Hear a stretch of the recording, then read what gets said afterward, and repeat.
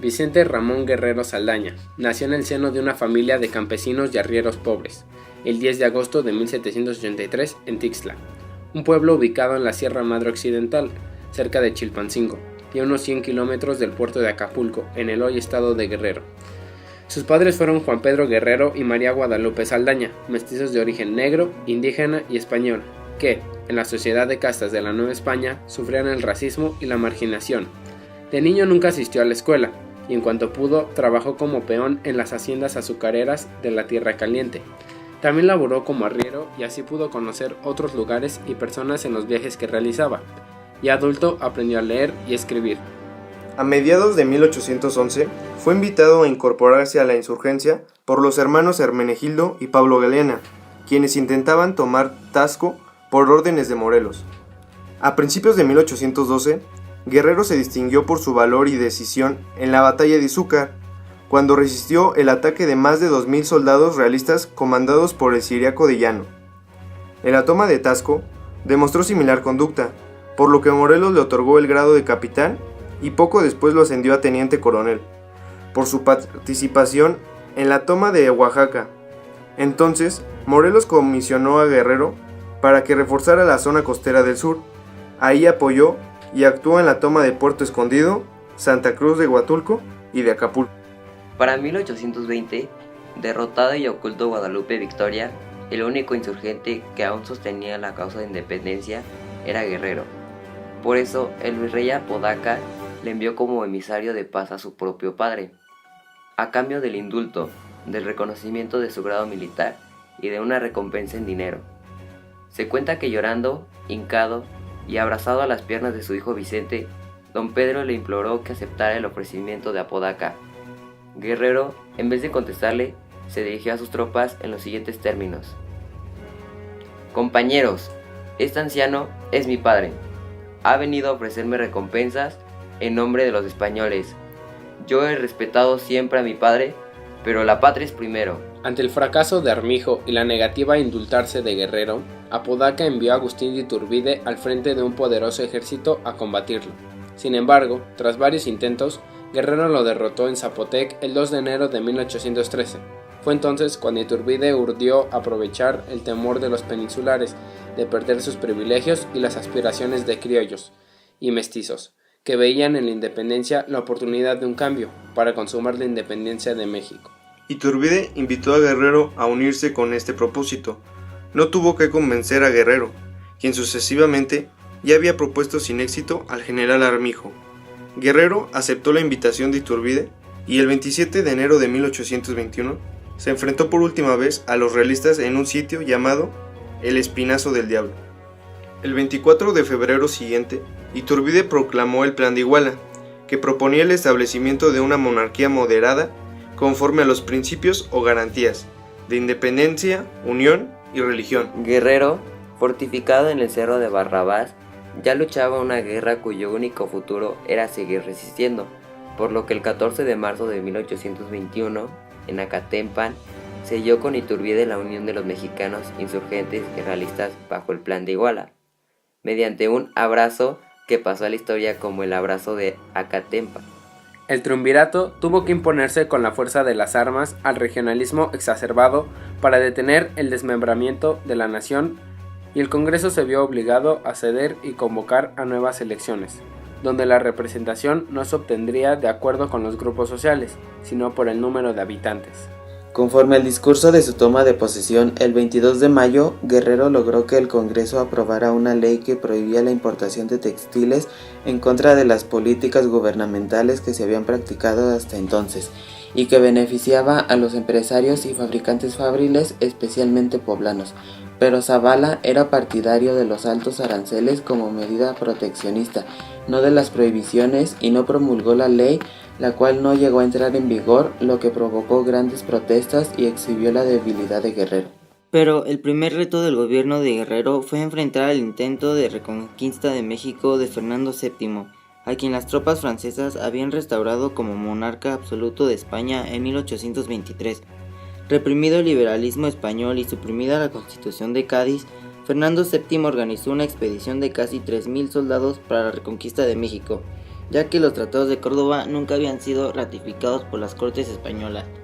El Colombo levantó anclas y se dirigió a Huatulco, en donde fue entregado al capitán Miguel González, quien lo condujo a Oaxaca, donde fue sometido a un consejo de guerra acusado de varios cargos, como conspiración en el motín de la Acordada, intento de obtener un préstamo de los norteamericanos, dando Texas como garantía y rebelión contra el gobierno de Bustamante, entre otros.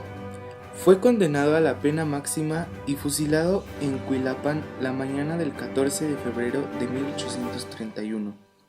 Con los ojos cubiertos y de rodillas, Picaluga recibió por su traición la cantidad de 50,000 pesos oro, conforme al trato que había acordado con el general Antonio Facio, secretario de guerra del presidente Bustamante, quien en complicidad con Lucas Alamán y otros personajes escoceses habían maquinado el asesinato de Guerrero.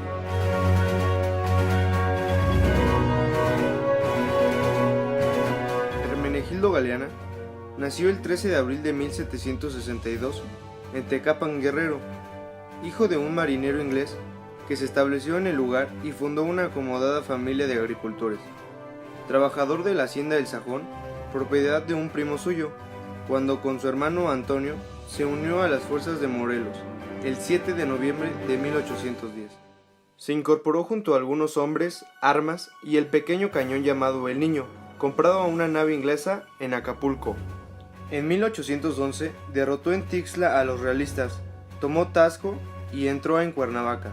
Después participó en el sitio de Cuautla y en las batallas de El Palmar, Acualtzingo y Oaxaca.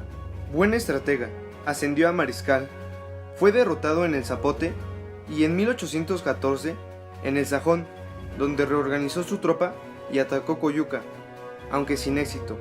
El 27 de junio de 1814, una emboscada tendida por los realistas puso fin a su vida. Cayó al golpearse con una rama. El soldado Joaquín de León le disparó en el pecho y le cortó la cabeza, llevándola como trofeo a Coyuca.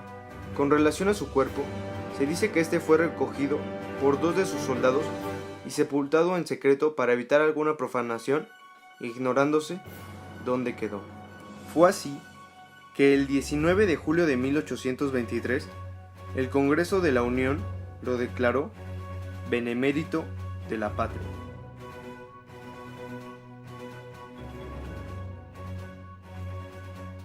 Juan José Galeana nació en Tecpan de Galeana, Guerrero, en el año de 1770.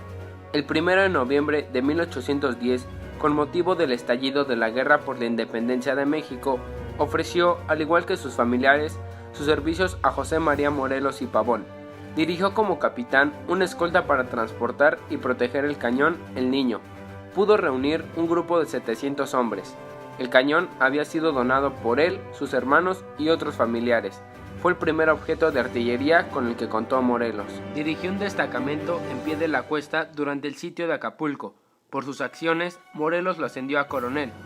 Murió en 1818 durante una confrontación en un lugar conocido como Tamo, en el actual estado de Michoacán. Polo Galeana nació en 1760 en Tecpan, Guerrero, siendo hijo de padre inglés y de madre mexicana, con sus hermanos Hermenegildo y José. Se dedicó a los trabajos del campo en las haciendas y propiedades campestres que su familia poseía en la región, logrando una desahogada posición que le acarreó influencias y simpatías. Al empezar la Guerra de Independencia a fines de 1810, Juan Pablo y sus hermanos se unieron al ejército insurgente con mando de tropas. Solo y separado de sus hermanos, tomó el pueblo de Tepeacuilco y el rico mineral de Taxco, en muy honorosas acciones guerreras que fueron elogiadas por Morelos. El 2 de mayo, Juan Pablo siguió en las batallas de Acapulco, donde dio muestra de valor a toda prueba y muy grande cariño a Morelos.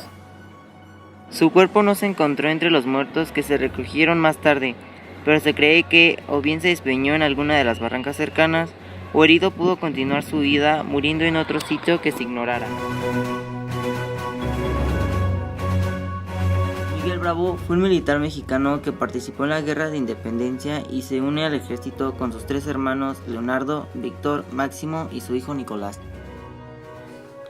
En mayo de 1811 llega a la hacienda de Chichihualco Hermenegildo Galeana, que, por orden de José María Morelos, buscaba hombres para que se les uniera a la guerra contra los españoles.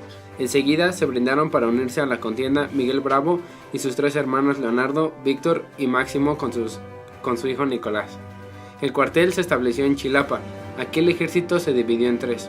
Un guiado por José María Morelos y Pavón, el segundo dirigido por Galeana, que debía atacar Taxco, y el tercero por Miguel, que venía siendo observado por Morelos, y descubre en él algunas aptitudes guerreras o porque lo viese personal, formal y con hábito de mandar. Le dio desde luego el mando de una pequeña fuerza para que se dirigiera al sur y atacara días después a Chilpancingo, y lo utilizara también en las ocupaciones de Tixla y de Chilapa. El 29 de enero de 1812 se libró la batalla en el que Bravo quedó derrotado, a pesar de que se defendió valerosamente e hizo funcionar con cierto el único cañón que tenía y el que le había quitado a la bayoneta. Después de la expedición a Oaxaca, Bravo regresó a Izúcar el 8 de febrero de 1812. Entra en Cuautla con su división ya convenientemente reforzada. Ya contaba con infantería, caballería y 3 cañones. Calleja hizo salir el batallón de Lovera al mando del mayor Enrique y 400 caballos a las órdenes de Morán y Flón, con 2 cañones. Esta división marchó durante la noche y en la madrugada del 16 de marzo logra sorprender a los insurgentes, a quienes desbarató, no obstante que ocupan una buena posición en los cerros del rancho de Mayotepec. Habían reunido 800 caballos, 1500 indios honderos y 3 cañones. Miguel, cuyas fuerzas estaban muy disminuidas por haber tenido que reforzar varias veces a su hermano, siempre atacado por fuerzas superiores, estaba en Chila, cuidando el paso del río en ese punto intermedio entre el sur y Oaxaca. Félix de la Madrid marchó contra él y logró rodearlo, por lo que a pesar de su desesperada resistencia que opuso y de haber conseguido rechazar varias veces a los realistas, fue hecho prisionero en la cabecera actual del municipio de Chila de la Sal y conducido a Puebla. Tras su consejo de guerra que lo juzgó, fue fusilado y decapitado, y su cabeza exhibida en una jaula de hierro como trofeo de guerra el 15 de abril de 1814 en los antiguos Parrales.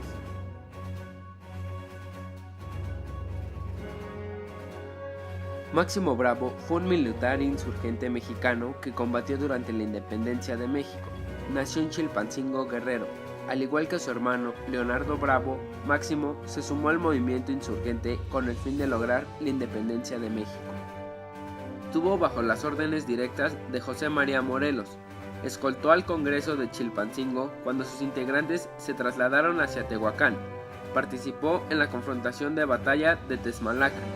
En 1819 se unió a las filas de Vicente Guerrero, con quien al final logró observar el triunfo del movimiento independentista. Se dice que le dio la espalda a Agustín de Iturbide, pues no estaba de acuerdo con sus principios.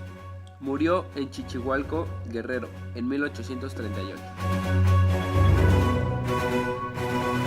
Casimiro Bravo nació en Chilpancingo, Guerrero, en 1761. Al iniciar la guerra de independencia, se unió a las fuerzas de Hermenegildo Galeana, participó en el sitio de Cuautla y en otras. Al morir Morelos, varios insurgentes se retiran de la causa y esta declina.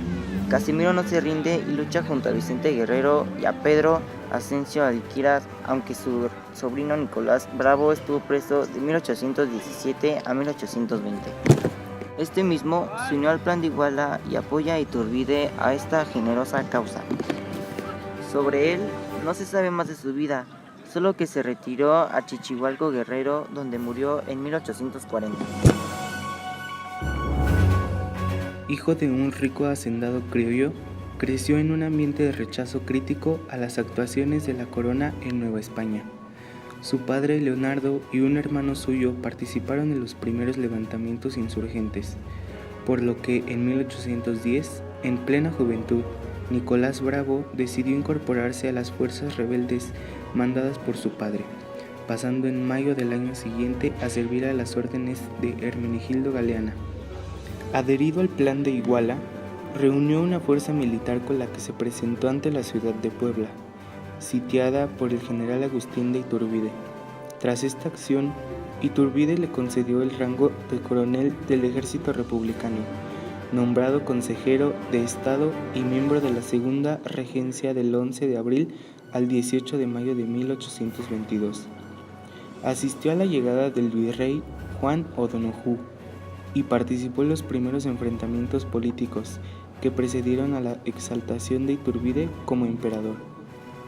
En 1839, el general Santa Anna lo llamó nuevamente para que asumiera, en ausencia del presidente Bustamante, la presidencia del Consejo, jurando el 10 de julio ante el Congreso como presidente interino de la República. En medio de un gran escándalo, durante los 10 días que duró su mandato, se dice que atendió diligentemente a los asuntos de gobierno y que actuó con energía en la represión de la delincuencia. Tras su cese, regresó algunos meses a su hacienda familiar. Con el apoyo de Lucas Alamán, líder indiscutible del Partido Conservador, Bravo ocupó el puerto y la fortaleza de Acapulco, de la que fue posteriormente desalojado. Sin embargo, en enero de 1831, logró vencer en Chilpancingo a las fuerzas de su antiguo compañero de armas. Por esta acción, el Congreso le otorgó una espada de honor, considerando esa batalla como decisiva para el triunfo de los conservadores sobre la revolución. El posterior asesinato de Guerrero vino a enturbiar la confirmación de aquella época de gloria. Finalmente se retiró a Chilpancingo, viviendo en alejamiento y oscuridad durante cerca de 7 años. En 1854, el general liberal Juan Álvarez publicó el Plan de Ayutla, un manifiesto en contra de Santa Anna, solicitando el apoyo y la adhesión de Bravo, pero este se negó a aceptarlo, alegando su mal estado de salud y su desacuerdo con los puntos de vista de los conspiradores. El 22 de abril de 1854, Bravo y su esposa fallecieron al mismo tiempo de manera repentina, lo que hizo correr al rumor de un envenenamiento. Según algunos historiadores, el fusilamiento del doctor Avilés, médico de Bravo, podría considerarse como una prueba de complicidad. Agustín Cosme Damián de Iturbide y Aramburu nació el 27 de septiembre de 1783 en Valladolid, hijo de un rico español llamado Joaquín de Iturbide y de la michoacana María Josefa de Aramburu. Cursó estudios en el seminario de su ciudad natal y posteriormente ingresó al ejército virreinal como alfárez del regimiento provisional. Siendo alfárez del ejército español, se negó a colaborar con la rebelión del cura Miguel Hidalgo y participó en la detención de los conspiradores de Valladolid en 1809. Un año después, cuando Hidalgo irrumpió en la ciudad, decidió escapar. Este año participó también en la batalla del Monte de las Cruces y ascendió a capitán. En 1811 fue destinado al sur del país y combatió a las guerrillas insurrectas de Albino García, al que apresó en 1812, y de Ramón Rayón, al que derrotó en el puente de Salvatierra en 1813.